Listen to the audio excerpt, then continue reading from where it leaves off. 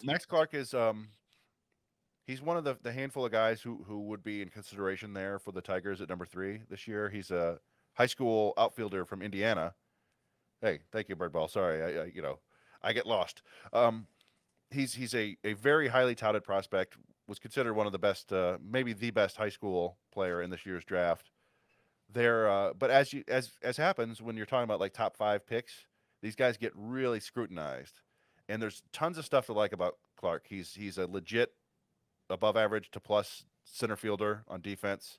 He's fast. He's got a cannon of an arm. I think he's been up to 94, 95 from the mound as a lefty, and he's a really good hitter.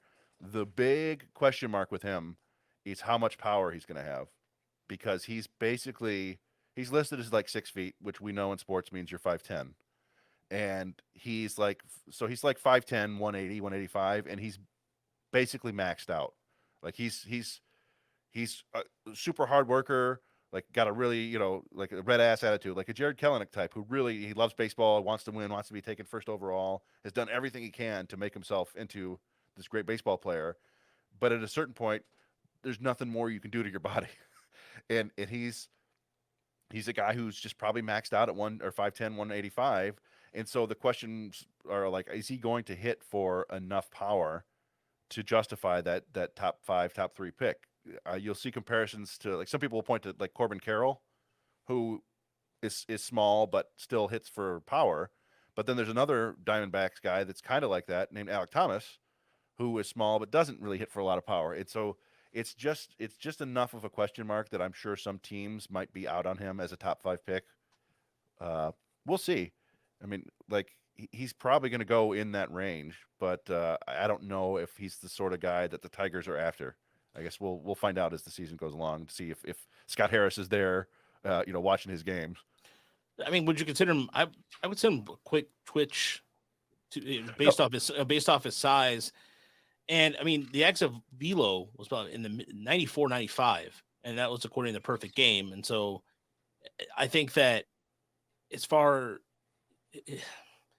right now as it stands, I think he goes mid first round, maybe second round, because based off the fact that we this is preseason stuff, of course, but just there's so many guys who are going to pop up right now between when the mhm. season starts, and the season's not too far away from starting. By the way, I got the Michigan baseball ticket notification in my email the other Yeah, day. about 12 days away from Yeah, from college baseball really getting going, which is always kind of fun for. It's it's a lot more fun to follow college baseball when the Tigers are picking high, which is kind of sad. But that's when I really started getting into it. Was when they had the first pick in 2018. I started following that season. Like, oh, Casey Mize, ooh, Brady Singer, oh, Nick Madrigal, like Alec Boehm, and it doesn't always work out, but it'll be fun to watch these guys. But the high school players are sometimes harder to figure out. Normally, the big names who are heading into this year, their senior year of high school, remain the big names. Sometimes guys fall down the board, but occasionally you see guys that pop up. Like last year, Jackson Holiday was he was people knew of him, but heading into his senior year of high school, nobody said, "Hey, that's the 1-1." And then he just came out in his high school season and looked bigger, stronger, faster, and better, and everybody's like, "Oh man!" So that sort of thing could happen. Um, and then there, like you said, Roger, there are guys who, in the last year have grown like 6 inches and are still playing shortstop, and suddenly they're crazy interesting. Like Jackson Merrill was a really late pop up guy from, like, I want to say Maryland. It's usually the guys in the north, right? yeah. You run in there, you got like a month to look at them, and people didn't know what to do with him. He was a guy like outside of the top 100, ended up going in I think like 28th to the Padres, and now he's a top 20 prospect. So we probably don't have to worry about that with a top 5 pick.